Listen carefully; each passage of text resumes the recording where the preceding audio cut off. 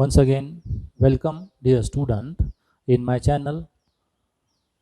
Now in Animal Diversity third, we are dealing with the Scoliodon.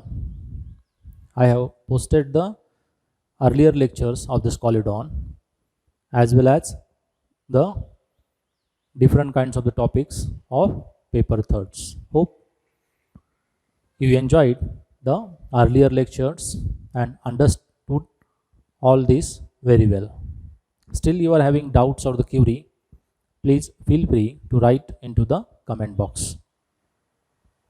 And do subscribe my channel and press the bell icon for the latest video uploads.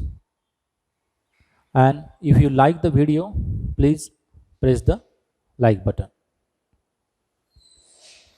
So today we are going to deal with the Scoliodon. This Scoliodon with external characters as well as classifications. As you know very well, the classification of chordate we have studied in earlier lectures. Classification of chordates. This Scoliodon, which belong from the phylum Chordata, it has the notochord, nerve cord and gill slits. That's why it belongs from the phylum Chordata.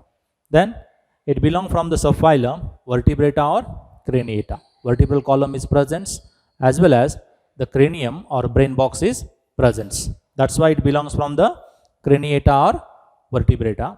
Then section is Gnathostomata. Gnathos means the presence of jaws.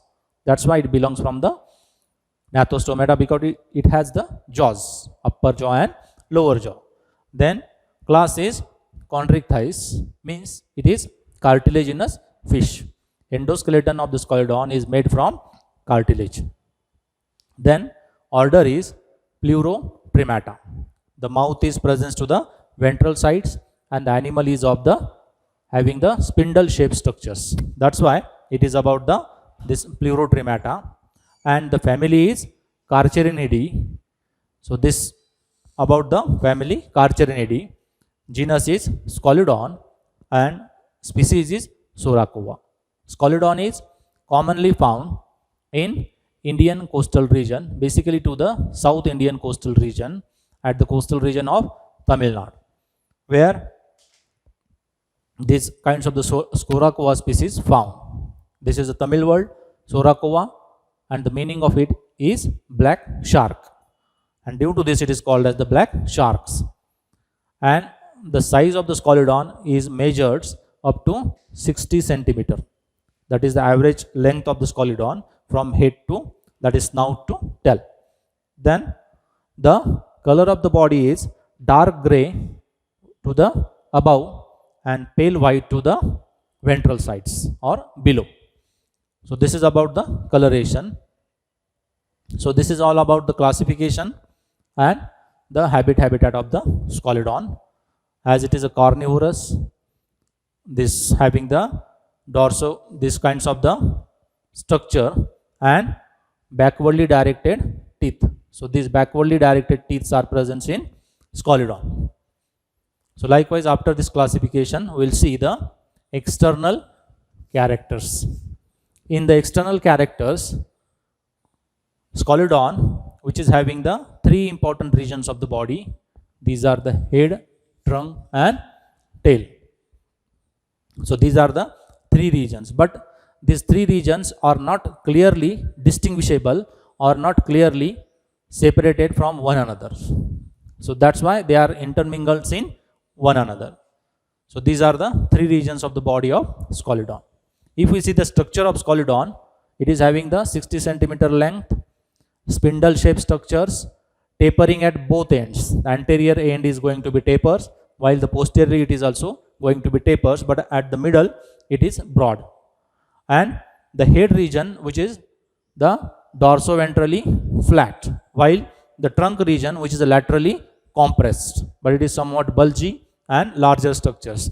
Then tail region, which is also laterally compressed. So this is the structure of Scoliodon. If we see the structure, first of all we will see this head region. Anterior most parts of the body, which is called as the head. Head is dorsoventrally compressed. It is a tip of the head is blunt the wedge-like structures, and this is the blunt tip wedge-like structures, and dorsoventrally flat. There are numerous small pores are present on the dorsal and ventral sides of the head, and these are called as the thermoreceptor organs, which are called as the ampullae of Lorenzini. So these are thermoreceptor organs.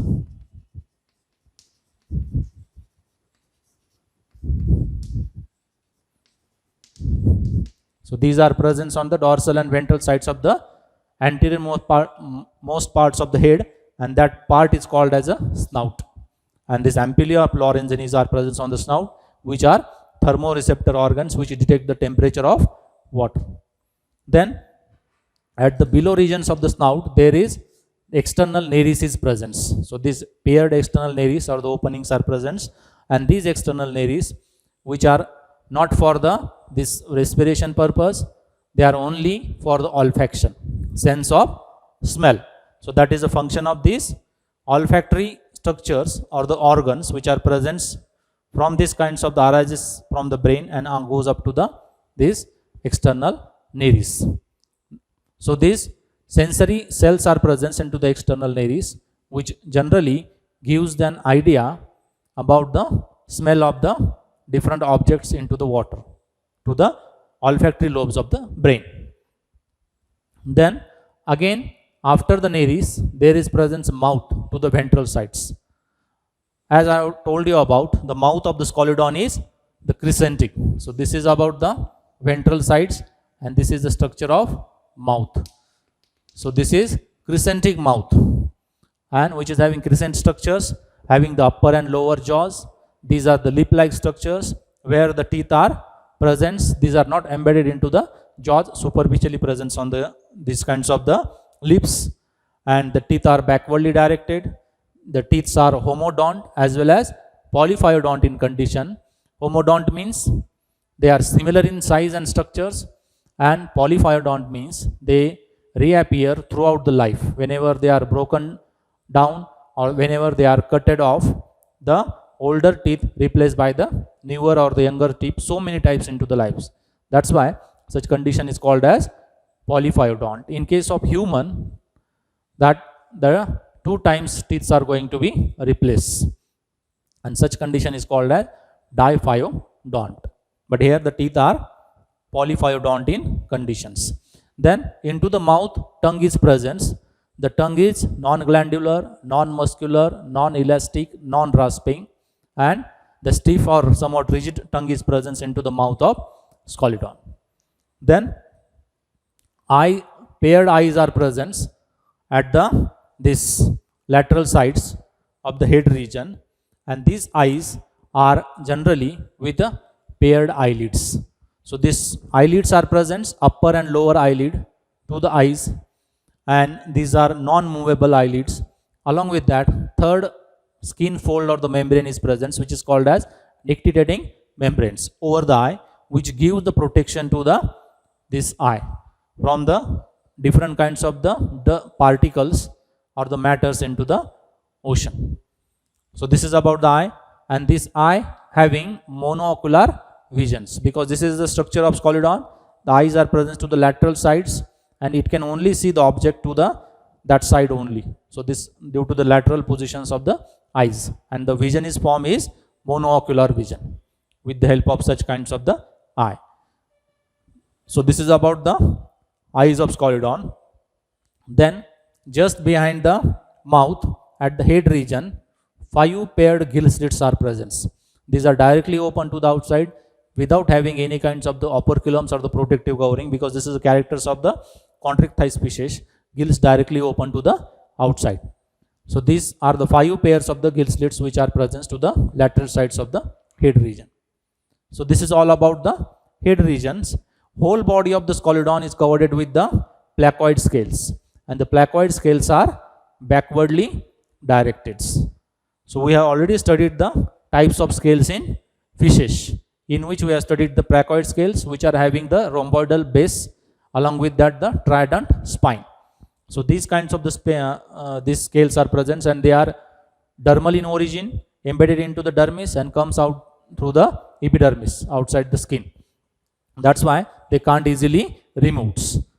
So this is about the placoid scales which cover all entire body of the Scalodon. Then after the head, we'll see the trunk regions. Trunk region which is laterally compressed in Scalodon, but it is somewhat broader in size. So this broad structure which is called as a trunk region, and trunk region chiefly started from the last pair of the gills, and it has the main distinguishing feature of the trunk is it has the fins. Paired as well as unpaired fins are present on the trunk regions. So this median, which is a paired fin, unpaired fins, and the laterals or the paired fins are present on the trunk regions. The two groups of the fins are present. One is paired fin and another is unpaired fin. First of all, we'll see the paired fins. There are two paired fins are present. One is called as the pectoral fin to the lateral sides of the trunk region, and these are larger type of the fins. And these fins are provided with these fin rays, cartilaginous fin rays, which gives support to the fins so that the fins can having such kinds of the stiffness and they can move along with the body into the water for the swimming purpose. So these are the larger type of the fin, pectoral fin, and there is another paired fin, that is a pelvic fin, which are smaller one. These are just beside the cloaca. Here is cloaca is present, and to the in case of male, there are the claspers are present arises to the this pelvic fin, and this is a characteristic thing of the male, and this is a sexual dimorphic characters of the Scalodon. Those kinds of the fishes which are having this clasper, they are called as the male Scalodon, and in those the claspers are absent, they are called as female Scalodon. So this is accessory reproductive organs which help in reproduction, which are only present in male, absent in female. So this is a female Indian dogfish, that's why it is not having the claspers. So this is about the pelvic fin, which are smaller in size and just present beside the cloaca and having the clasper in male, where the in female the claspers are absent. So this is another paired fin. Now again on the dorsal side of the body, the largest fin is present, which is called as the largest unpaired fin, which is called as the first dorsal fin. Along with that, this median or ventral fin or anal fin is also present on the ventral sides. So this is unpaired fins. Along with that, second dorsal fin is also present just beside the dorsal fin on the dorsal side, and the another larger fin which is present on the tail region, which is called as the caudal fin. So this is the caudal fin. So likewise, these are unpaired fin. First dorsal, second dorsal, caudal, as well as the median and ventral. So these are the unpaired fins. And this is about this unpaired fins. These dorsal fins are helping the individual for rapid or fast swimming, which can break the water. Along with that, the caudal fin, which help as a steering device and help in case of the movement or turning, while this pelvic and pectoral fin help to maintain the equilibrium or the balance into the water. The caudal fin in Scalodon, which is much more peculiar in the way that it has the upper lobe, which is called as epicaudal lobe, which is larger in size as compared to the lower lobe or this hypocaudal lobe. And those kinds of the type of the fins are called as heterocercal fin. So this is heterocercal fin which is present in Scalodon. So these sharks are having the heterocercal fin. Upper this epicaudal lobe is larger as compared to the lower hypocaudal lobe. So this is about this caudal fin. And another kinds of the important structure in these kinds of the Scalodon or the sharks, that is kinds of this caudal pit. Caudal pit is present. Ventral caudal pit at the ventral side and dorsal caudal pit at the dorsal sides. So this is also the peculiarity of this Scalodon.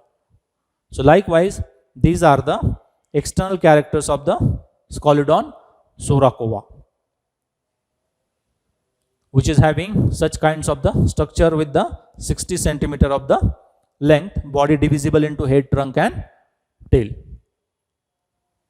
So this is all about the external feature of the Scalodon. Hope you understand all these kinds of the characters and enjoyed the lectures of external characters of the Scalodon along with the classification. Thank you very much for watching the entire video.